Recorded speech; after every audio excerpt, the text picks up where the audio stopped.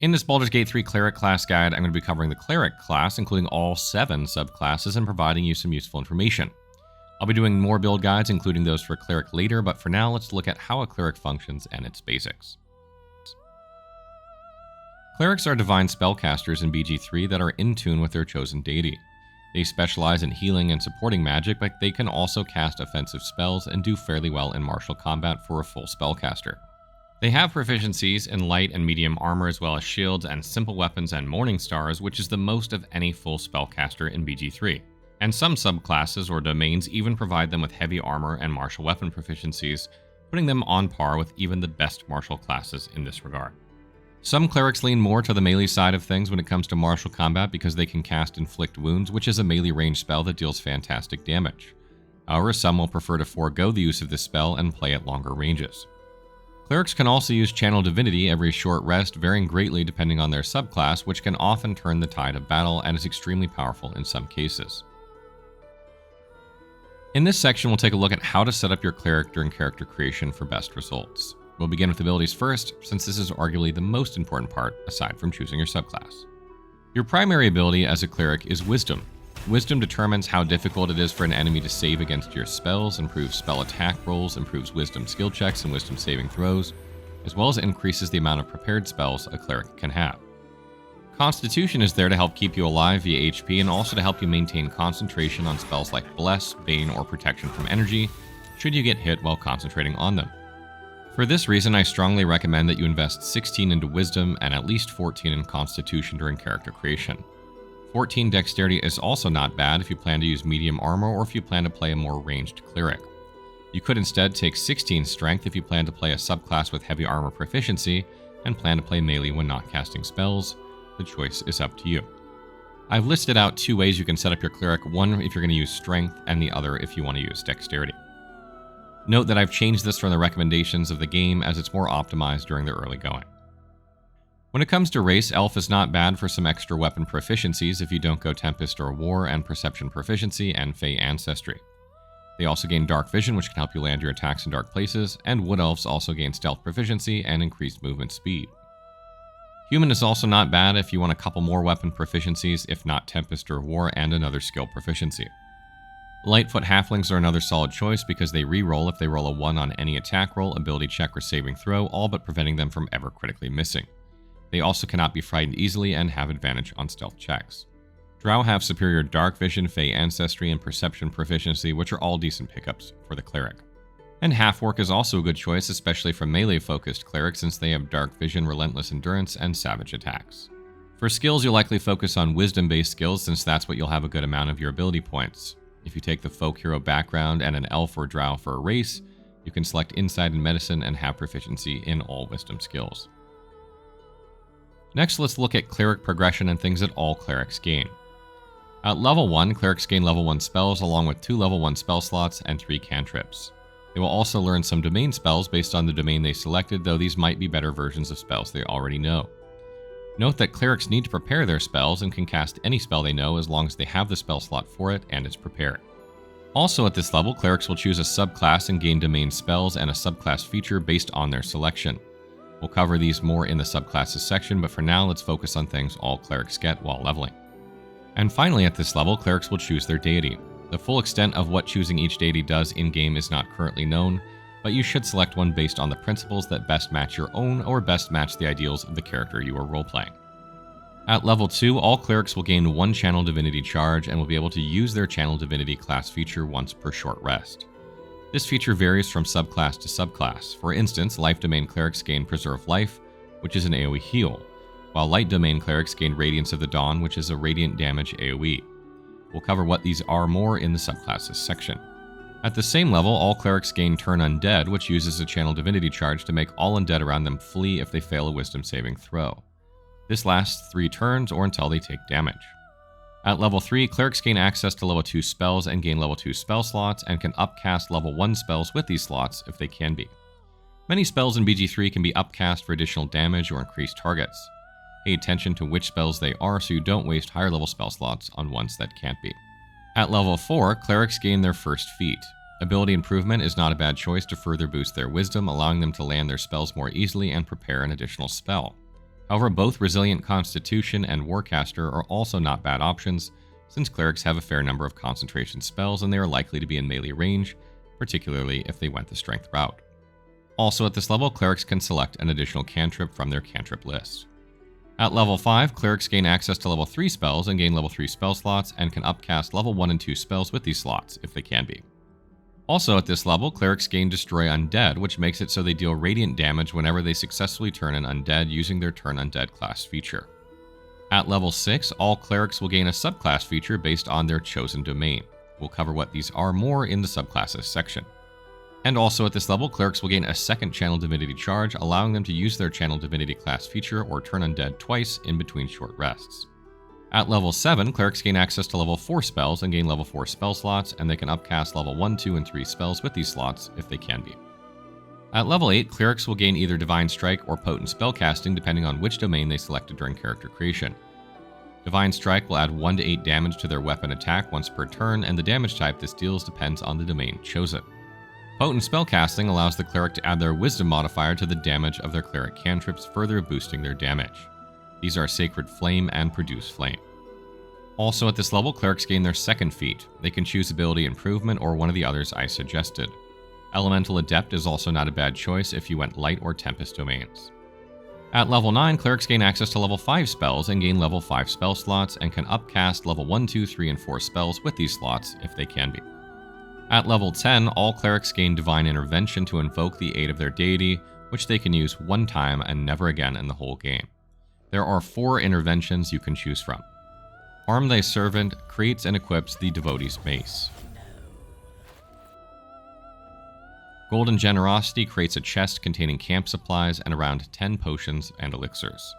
Opulent Revival will resurrect all fallen companions with half their hit points and restore them as if they had long rested within 18-meter radius. And Sunder the Heretical deals 8d10 radiant damage to all enemies within 15 meters if they fail a wisdom saving throw, and if they succeed then they still take half damage. At level 11, clerics gain access to level 6 spells and gain 1 level 6 spell slot and can upcast level 1, 2, 3, 4, and 5 spells with this slot if they can be. This is the highest level of spells clerics can learn in BG3.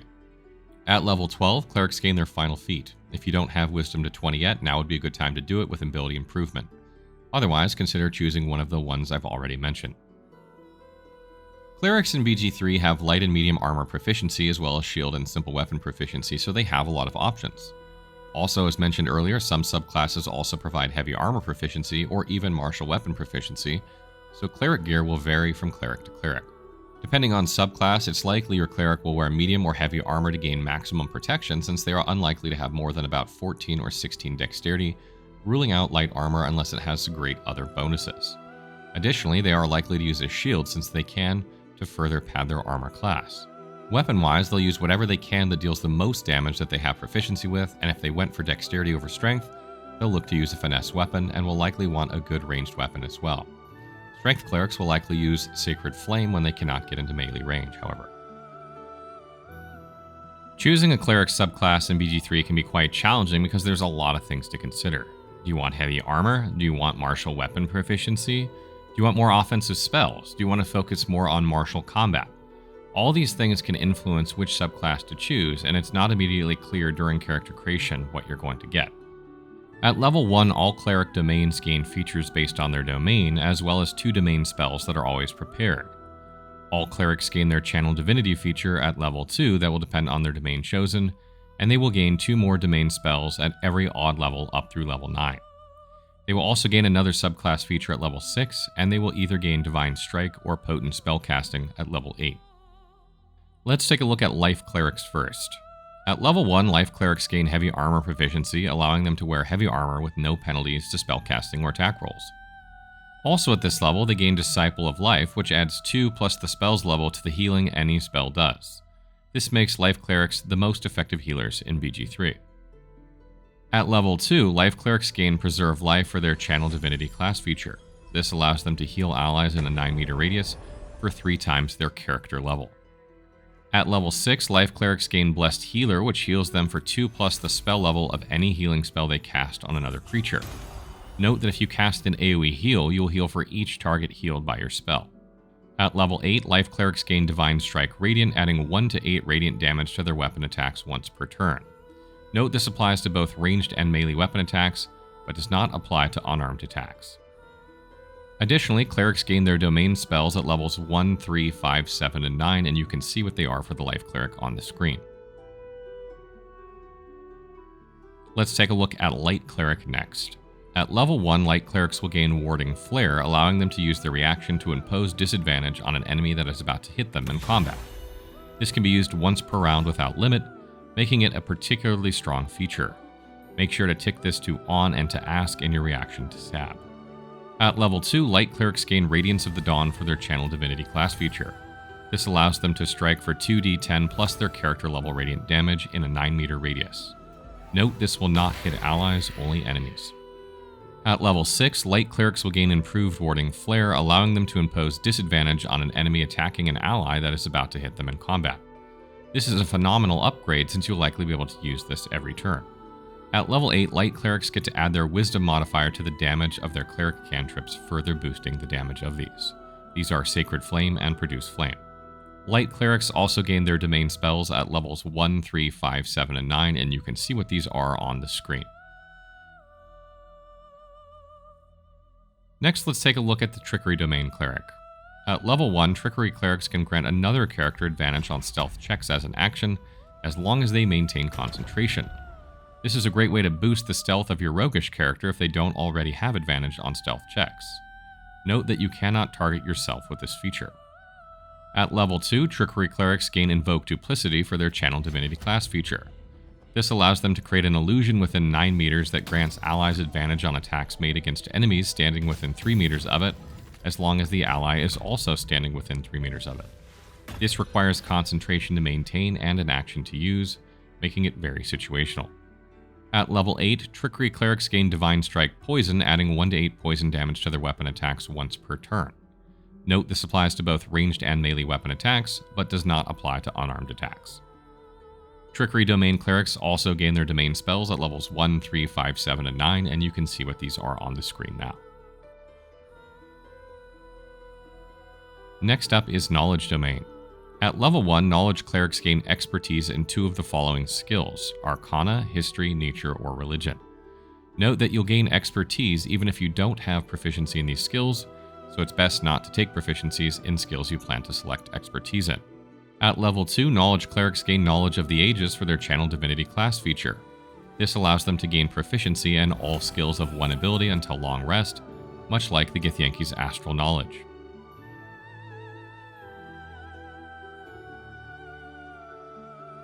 At level 8, Knowledge Clerics get to add their Wisdom modifier to the damage of their Cleric cantrips, further boosting their damage. Again, these are Sacred Flame and Produce Flame.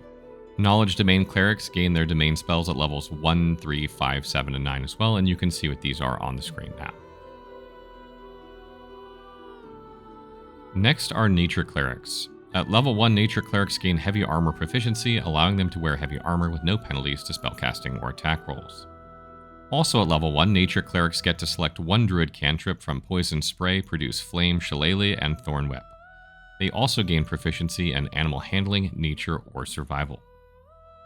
At level 2, Nature Clerics gain Charm Animals and Plants for their Channel Divinity class feature. This allows them to try to charm animals and plants within 9 meters of them, preventing enemies from attacking them. It's one of the weaker Channel Divinities in my opinion, but it's still nice to have.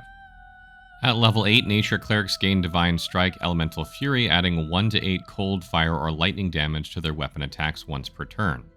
Note this applies to both ranged and melee weapon attacks, but does not apply to unarmed attacks. Nature Clerics gain their domain spells at levels 1, 3, 5, 7, and 9, and you can see what those are on the screen now. Next, we'll take a look at Tempest Domain. At level 1, Tempest Clerics gain Heavy Armor proficiency, allowing them to wear heavy armor with no penalties to spellcasting or attack rolls. They also gain Martial Weapon proficiency, allowing them to add their proficiency bonus to attack rolls made with any weapon, since they have Simple Weapon proficiency already. At level 1, Tempest Clerics gain Wrath of the Storm, which allows them to deal 2 to 16 thunder or lightning damage to an enemy attacking them with a melee weapon attack using their reaction if they fail a saving throw. They still deal half damage if the target saves. At level 2, Tempest Clerics gain Destructive Wrath for their Channel Divinity class feature. This allows them to use their Channel Divinity charge as a reaction whenever they deal lightning or thunder damage to ensure that they deal the maximum damage with one of those damage types.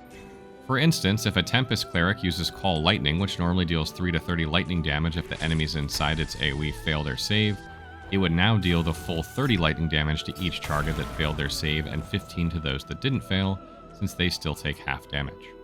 This is extremely deadly because remember, this replenishes on short rest, and after level 6 you can use it twice before short rest. At level 6, Tempest Clerics gain Thunderbolt Strike, allowing them to push enemies up to 3 meters when they deal lightning or thunder damage to them. They can sometimes push enemies to their death.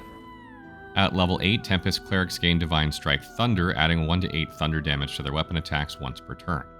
Again, note this applies to both ranged and melee weapon attacks, but does not apply to unarmed attacks. Tempest Clerics gain their domain spells at levels 1, 3, 5, 7, and 9, and you can see what those are on the screen.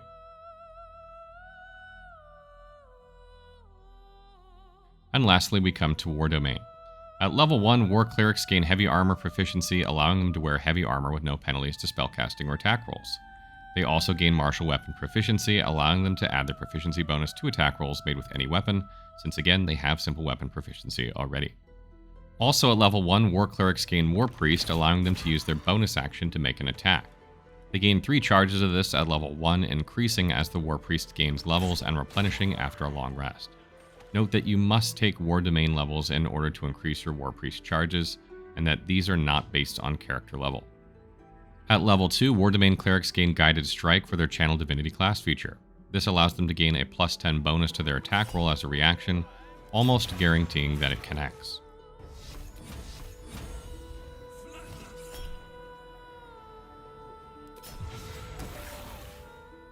At level 6, War Domain Clerics gain War God's Blessing, which allows them to use a Channel Divinity charge to boost the attack roll of a nearby ally by plus 10 as a reaction. And at level 8, War Clerics gain Divine Strike Weapon, adding 1 to 8 slashing damage to their weapon attacks once per turn. Note this applies to both ranged and melee weapon attacks, but does not apply to unarmed attacks. War Clerics gain their domain spells at levels 1, 3, 5, 7, and 9, and you can see what these are on the screen now.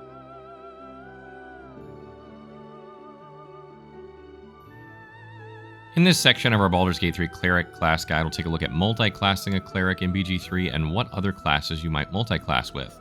Please keep in mind this is not a complete list, but rather helpful suggestions that make good pairings.